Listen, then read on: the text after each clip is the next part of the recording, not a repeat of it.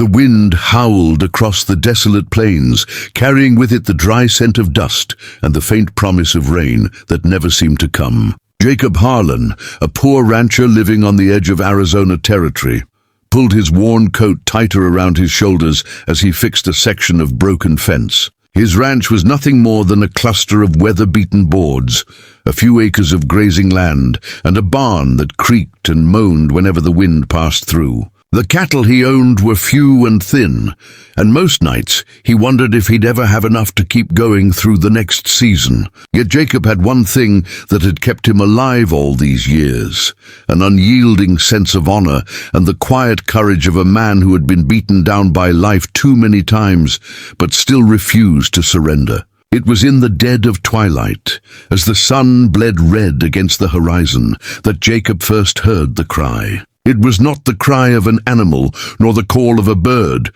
but a human cry, a sound so raw and desperate that it stopped him in his tracks. Dropping the tools from his hand, he scanned the ridge that stretched above his property. The silhouette of two figures appeared against the fiery sky, staggering as though each step was a battle.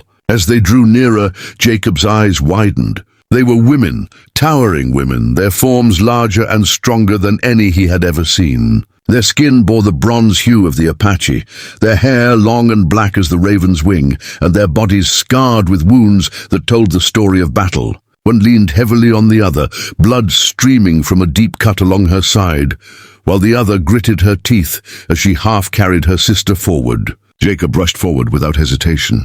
"Easy now," he called, raising his hands to show he meant no harm. The sisters stopped, their eyes sharp and suspicious even in their weakened state. The taller of the two held a crude spear fashioned from wood, though her grip trembled from exhaustion. "We need help," the wounded one whispered, her voice breaking like brittle glass. Jacob, though wary of the Apaches who often rode these lands, saw not enemies before him, but human beings in desperate need. He stepped closer, his voice steady. "Come, my cabin is near. I'll tend your wounds. No tricks, no harm." The sisters exchanged a glance, an unspoken language of blood and survival. Finally, they nodded, allowing Jacob to guide them down the slope toward his humble cabin. Inside, the glow of a single lantern lit the wooden room. Jacob laid the wounded sister on his bed, the other crouching beside her, with eyes never leaving him. He saw now the sheer strength of them, muscles carved like stone, their presence commanding, almost otherworldly. Yet their faces betrayed pain and vulnerability, and Jacob felt a strange stirring in his chest, a mix of awe, fear, and a strange protective instinct. He worked quickly, fetching water from a basin and tearing strips from his own shirt to clean the wound. The injured sister winced, but made no sound, her jaw clenched as Jacob washed away the blood. "Name's Jacob," he said quietly, breaking the silence. "You don't have to trust me, but I aim to see you through this night." The uninjured sister finally spoke, her voice deep and commanding. "I am Naya. This is my sister Tala. We are daughters of the Apache chief."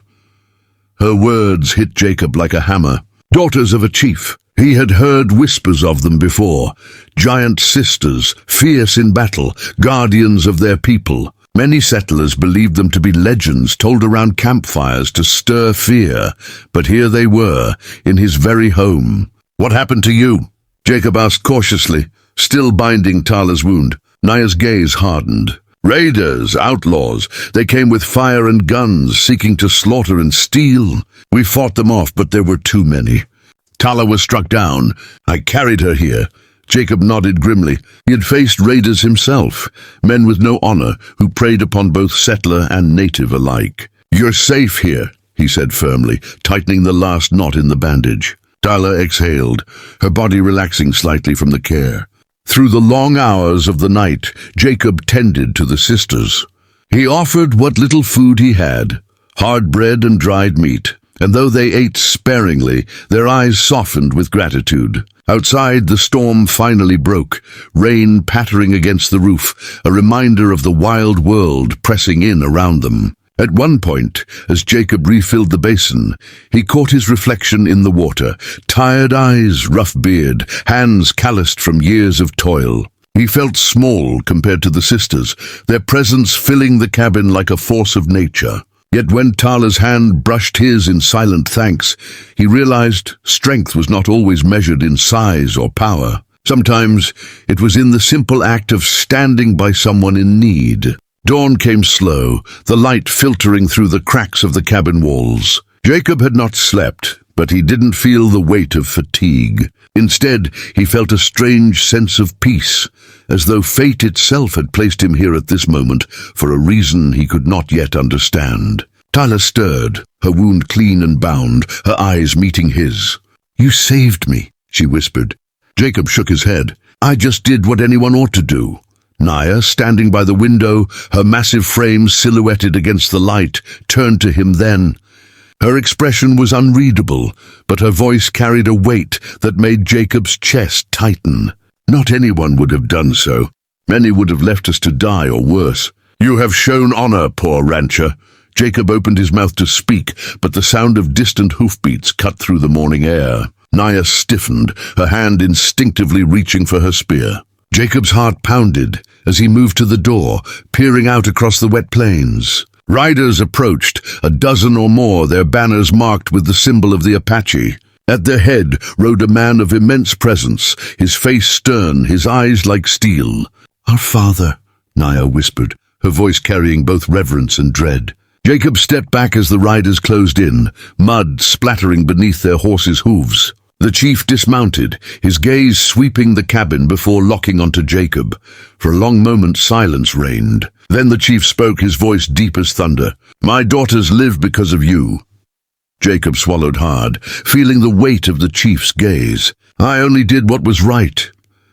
The chief's eyes narrowed, and though he spoke no more, Jacob sensed something heavy and inevitable was about to unfold. A decision would be made here, one that could alter the course of his life forever.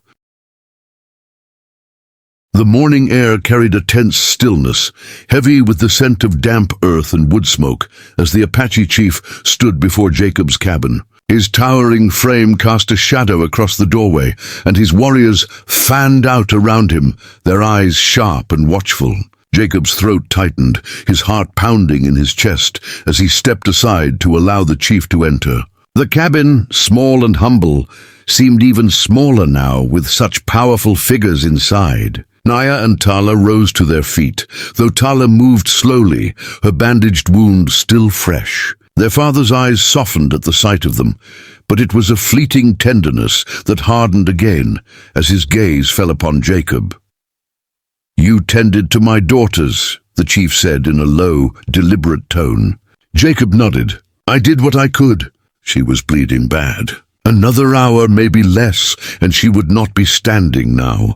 The chief studied him with an intensity that made Jacob feel as though his very soul was being weighed. "Why?" the chief asked at last. "Why help those not of your blood, not of your people? Many men of your kind would sooner see Apache blood spilled than spared."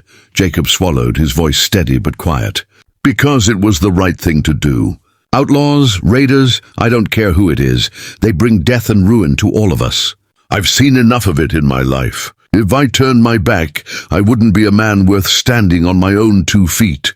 The cabin fell silent. The fire crackled in the hearth, casting shifting shadows across the wooden walls. The chief turned his gaze toward his daughters.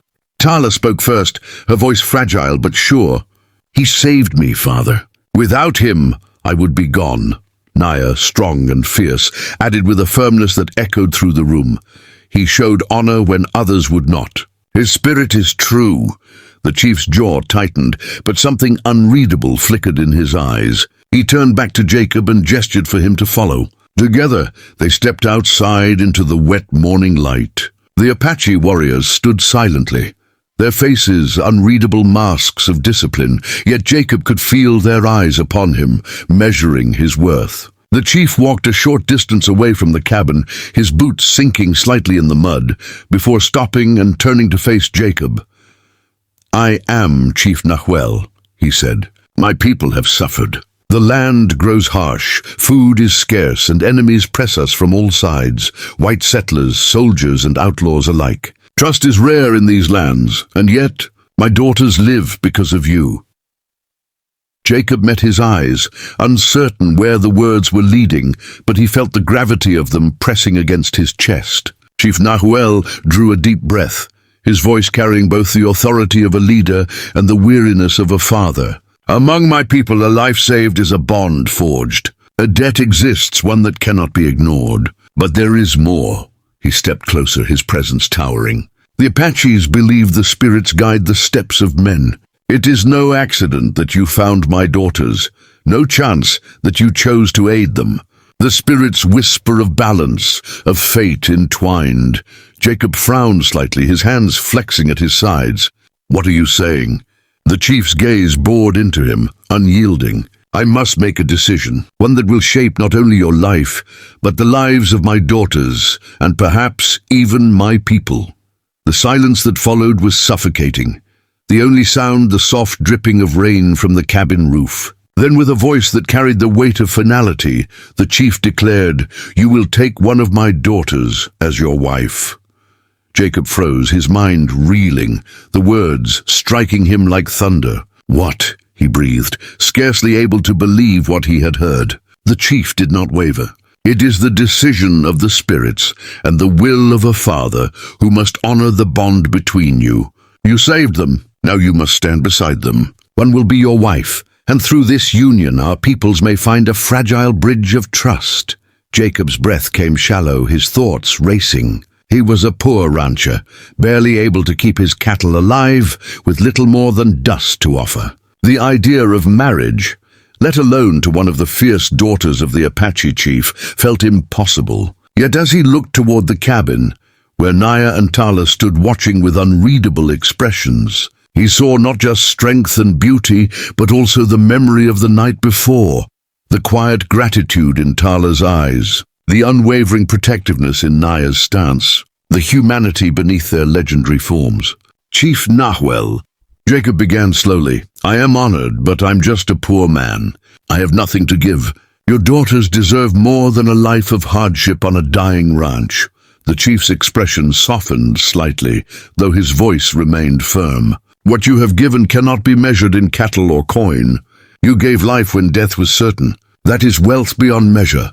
The warriors murmured quietly among themselves, but no one dared interrupt. Naya stepped forward, her eyes fixed on Jacob. "Father speaks truth. You showed courage when you had nothing to gain. That is the kind of man who can stand beside an Apache woman." Tala, leaning on her sister for strength, added with a faint smile, "And a man who can mend wounds may also mend hearts." Jacob's chest tightened, torn between disbelief and the strange, undeniable pull that bound him to them. He looked from one sister to the other, feeling the weight of choice pressing down on him. These were not ordinary women. They were fierce, unyielding, bound by blood and spirit to a people who demanded respect. To take one as his wife was no small matter. It was to take on a bond that would alter the course of his life forever. Chief Nahuel stepped closer, his hand resting firmly on Jacob's shoulder. "Think carefully, rancher. The spirits have chosen, but it is your heart that must decide. Naya, strong as the mountain, or Tala, resilient as the river. Both are my daughters, both worthy, but only one will walk beside you." Jacob's mouth went dry as the world seemed to hold its breath. He thought of the lonely nights spent in silence on his ranch, the emptiness of a life lived only for survival. He thought of the fire in Naya's eyes, the gentleness in Tala's touch, the way fate had brought them crashing into his life like a storm. Finally, he drew a deep breath, his voice steady though his heart thundered. "I cannot say what the spirits intend, but I know this: I will not walk away from what has been placed before me.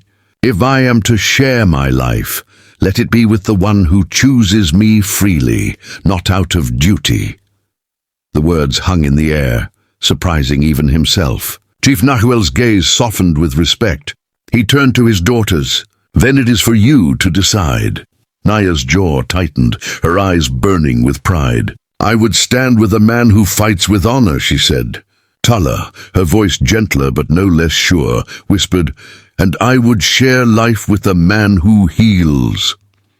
The silence stretched, heavy with unspoken truths. Jacob's heart ached with the weight of choice, yet in that moment he knew that whichever path he walked, It would be one forged by something greater than himself. The chief raised his hand, silencing all. The spirits have spoken through action, not words. Jacob Harlan, poor rancher of the plains, you are no longer alone. From this day forward, you are bound to the Apache, through blood and spirit alike. The warriors struck their spears against the earth in solemn acknowledgement. Jacob felt the ground tremble beneath his feet, as though the very world itself marked the moment. And though fear and uncertainty still swirled within him, there was also a strange, unshakable sense of destiny. He was no longer just a poor rancher. He was something more, something chosen,